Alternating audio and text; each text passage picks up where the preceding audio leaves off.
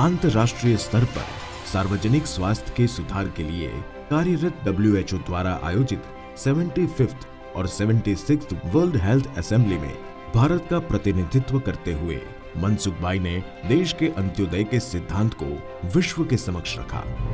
Under the G20 presidency, India has prioritized health, emergency preparedness, access to medical countermeasures, and digital health to achieve universal health coverage.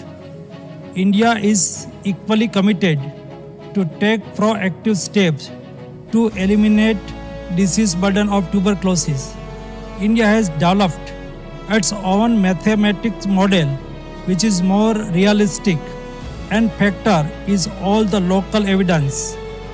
Leveraging our strength in health technologies, the Nikshay platform provides end-to-end patient care, provider workflows, and digitization of cascade of care